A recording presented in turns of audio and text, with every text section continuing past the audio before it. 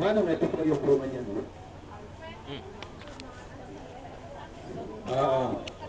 Yan ang dagta ng kahoy. Masakit ang tiyan, tuhod, pangilong po yan. Yan ang pinagmamalaking langis sa Bicolandia. Hawakan nyo yung langis. Halika mo, lagyan mo yung kamay mo. Kayo po, kayo. Ayan. Halika, dagdagan ko. Yan. Hindi yan nakakapasok. Yan ang dagta ng kahoy. Masakit ang tiyan, tuhod, pangilong po yan. Hindi po iniinang pangilong po ito, ha? Makapagdating nyo sa bahay, gawin yung Red Bull, ha?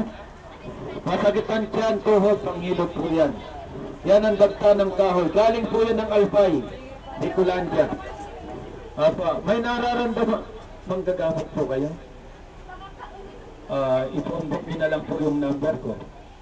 Para sa ganun, pagka gusto nyo bumili ng isang malaki, yan sige, sabihin nyo na lang. Oo, correct. Anong number nyo, sir? 0912-953-5627. Pangalan nyo, sir? Joel. Joel. Okay, thank you. Sige na po. Yan ang tinatawag na herbal. Ayun po. So mga asma, hikaw po, panghilot po yan. Yan ang tinatawag na herbal. Mula po yan sa Bicolandia. Pwede rin panghilot?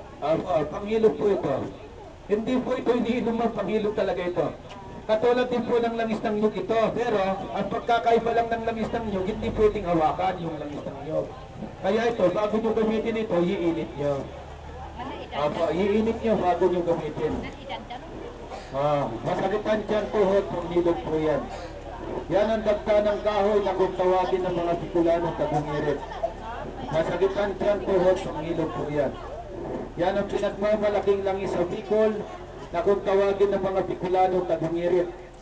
Na kung tawagin sa wikang Tagalog, hanga oil. Masakitan dyan, tuhod, panghilot po yan. Sige na po, maghilot na kayo, walang bayad. Ang mahalaga, nakatulog po tayo sa bawat isa. Ma'am, bago gamitin, initin.